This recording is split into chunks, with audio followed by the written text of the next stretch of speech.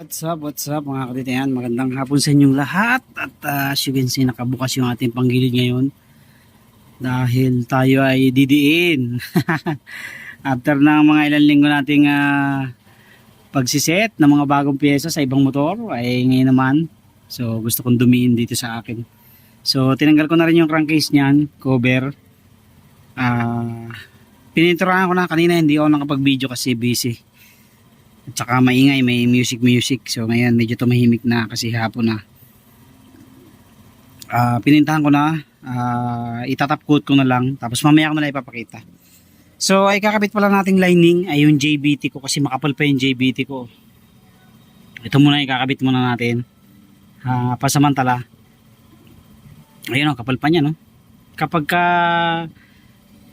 may dragging pa rin to, kasi ang naging experience ko dito sa JBT na lining, dragging talaga, hindi mawala-wala. So since magsisit tayo ng panibago, testingin ulit natin. Tapos ito na yung ating mga ikakabit. So bumili tayo ng bagong cover, ayan, sa lining. Tapos belt. So ang ikakabit kong belt ay 2DP. Tapos bumili na tayong crankcase bolt, tapos filter screw. Ikakabit ko sana yung 1.2 na spring. So susubukan ko muna yung RS8 ko na 1,000 doon. Tapos magpapalit din sana ako ng 1,000 na sun. So i-reserve ko na lang muna to. Susubukan ko muna yung dati kong spring kasi 1,000 pareho yun na RS8 naman.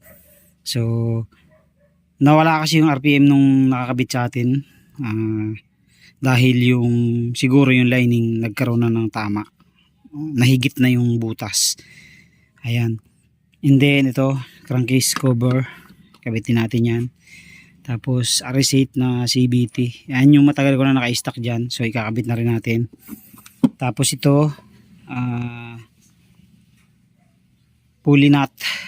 So, and then itong JBT natin na version 3. Ayan, yan yung ikakabit natin. So mamaya, after na may salpak natin to. So unahin na muna natin to. Itong mga kakabit natin. So titingnan natin yung spring doon. Kung okay pa, hindi muna tayo magpapalit. Titestingin muna natin. Kasi RS8 yan. RS8 yung spring na yan.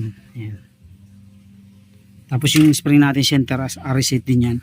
So tatanggalin natin lining. Tapos salpak natin yung lining na JBT tsaka yung spring. Okay? Baklasin muna natin. As you can see, stock yan. Palit natin ang RS8.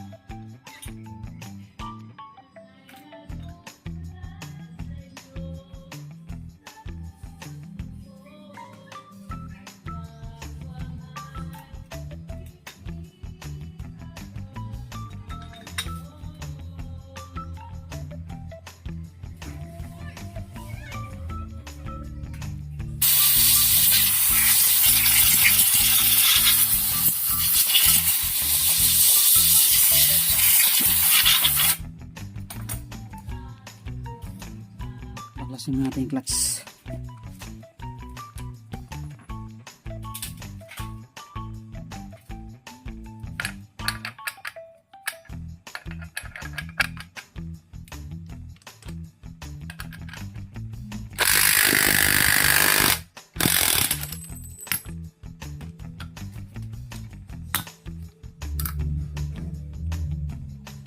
I think okay pa tong center spring. 1,000 din to mga karuit na RS8. Ayan.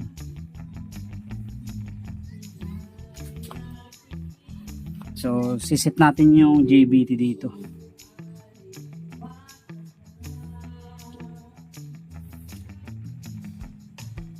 So kaya nawala din yung RPM nito mga karuit kasi yung sabitan ng spring humaba na. Pansin nyo. Yan. So, unlike itong JBT natin, maganda pa to eh. Yan. Although meron ng konti, pero labas lang yan. Pag tinignan mo sa likod, wala pang tama. Ayan. So, yung JBT mo na ilalagay natin, tatanggalin natin to. Palit natin yung JBT dyan. So, dito natin kinabit sa housing ng JBT mga karuit kasi backplate kasi hindi kasya dito. Sa stock, malaki yung poste nito kaysa dito. Pero ang gagamitin natin, ito kasi medyo maluwag eh.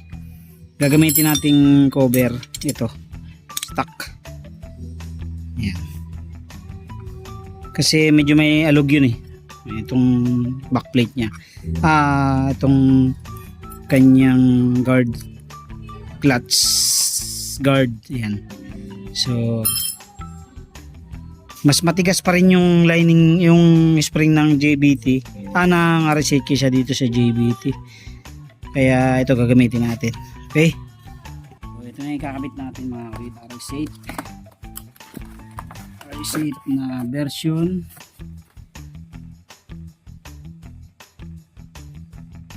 Hindi ko na matanda kung anong version to mga karuit eh. Dual ramp. Ayan. So,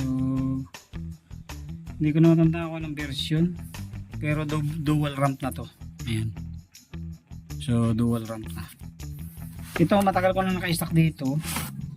So, talaga ano to, gagamitin ko talaga sana sa NMAX. Kaya lang, nakatamad pa ako mag-set ng mga nakaraan kasi okay pa nga yung stock natin. Kaya hindi ko pa siya ginagamit. So, umuwi ako ng Quezon nung nakaraan, kaya naramdaman ko talaga na medyo ang laki na ng hinina ng ating motor. So kaya naisipan ko na iset na ngayon. And then yung ating na rin, nagkaroon na rin ng baywang. Kaya ayan lalim na rin ng baywang. So kaya papalitan na natin to.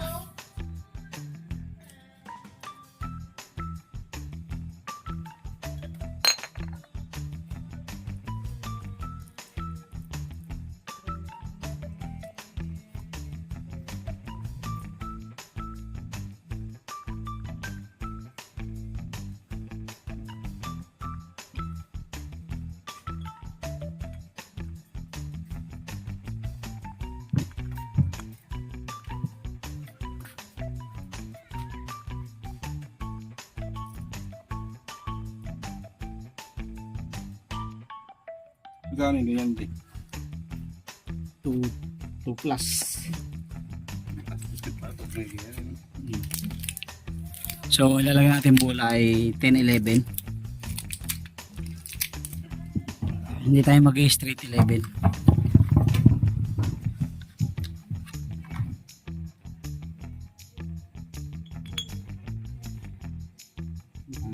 Bigat-bigat to.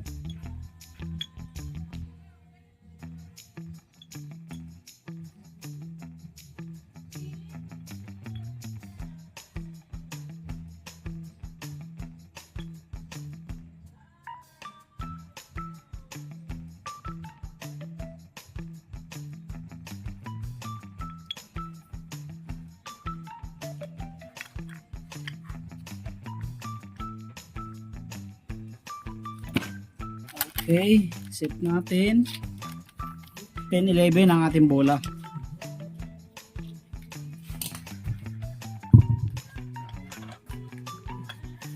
Tapos gagamit sana ako ng 2DP na belt.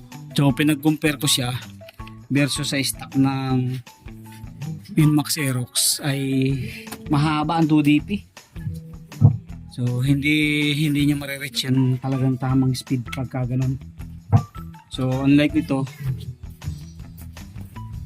medyo maiksi siya kaya makakatak niya ng todo talaga. Hindi tutugma yung ano, yung 2DP sa set natin. So bagong belt na rin. So susubukan lang muna natin yung 1011.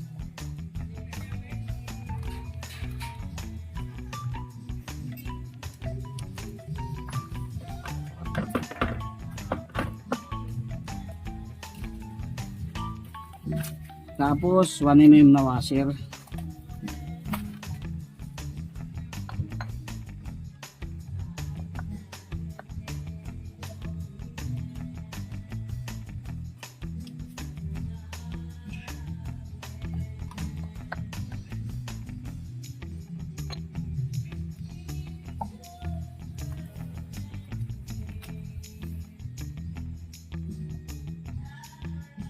Manipis lang yung washer natin. Subukan natin tong makapal. Ayan o.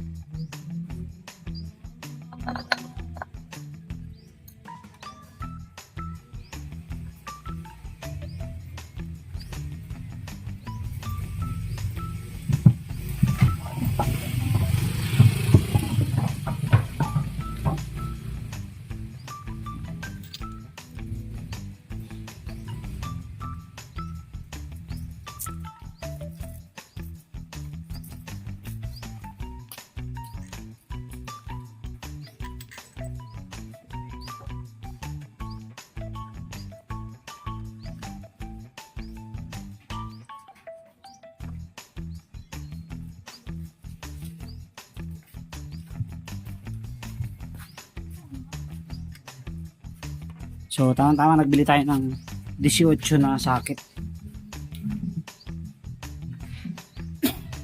So ito hindi pa natin nabubuksan, no. 18 kasi yun eh.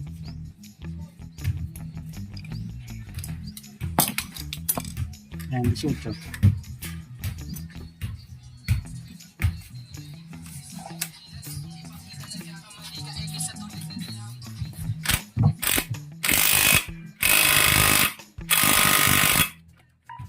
Ayan na mga kadawit. Okay naman, so far okay naman yung belt. May kunting-kunting pagpag lang. Kasi kung ilalagay pa natin yung manipis, mas lalong papagpag yan. Mas lalong maiipit. So far okay naman yan. Pwede na yung ganyan ka. Hindi naman siya pagpag na pagpag. So susubukan natin yan para makita natin kung okay.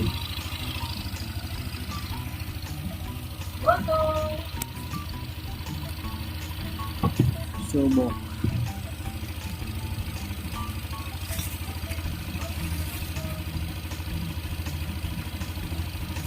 $10-11 yung ating bola.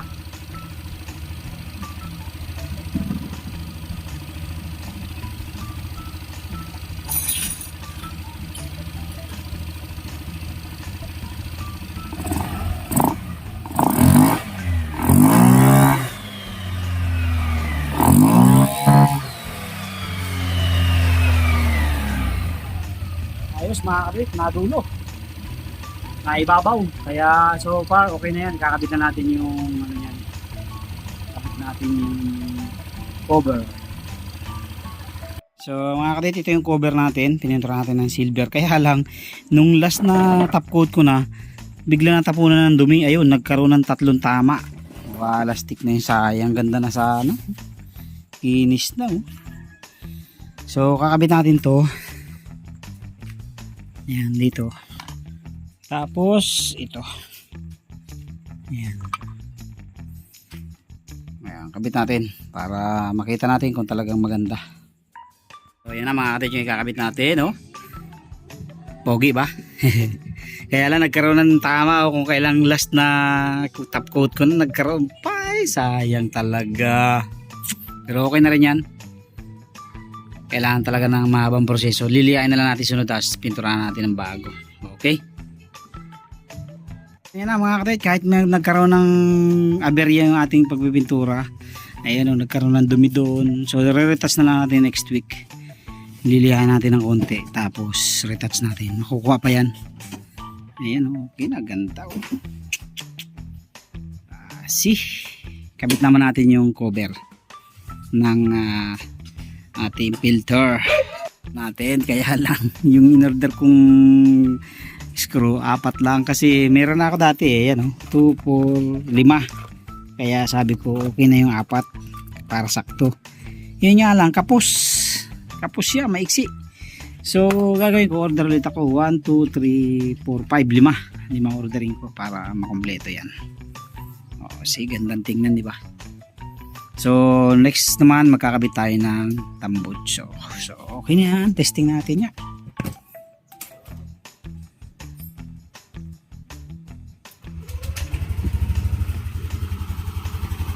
Wow!